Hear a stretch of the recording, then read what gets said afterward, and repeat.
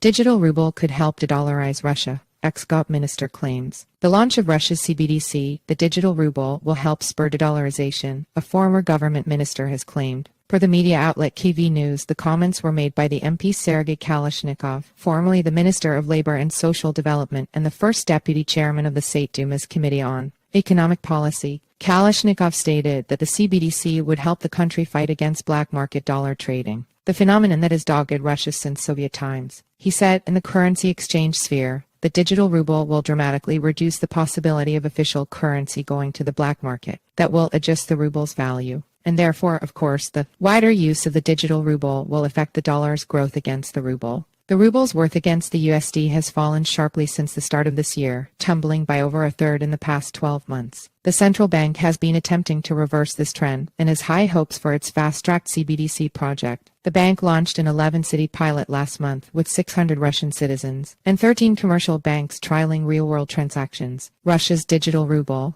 a de-dollarization tool. The central bank has talked up the cross-border potential of its coin, while lawmakers have suggested allowing foreign investors to buy millions of tokens. Moscow appears keen to use the token as part of its de-dollarization efforts in the international trade sector. The Kremlin has been trying to decouple from the dollar since 2014 and has spoken about ways its digital ruble could help this process since 2021. Chinese thinkers have also recently suggested that digital fiats will help the country and its allies break USD hegemony. But Kalashnikov's comments appear to indicate that the Russian government also wants to target the domestic black market, which has reportedly been thriving under Western-led sanctions regimes. Notable investors have railed at the central bank, claiming that citizen savings are being eroded by the falling RUB. The central bank has stated that it has no intention to outlaw cash or force citizens to use its CBDC. But it has also talked of marking tokens in certain situations to allow it and other parties to better trace transactions. If this were applied to all digital ruble tokens, the Ruble USD black market would find itself under existential threat. While this scenario remains unlikely, such a drive could see a rise in the use of crypto to send Russian money abroad.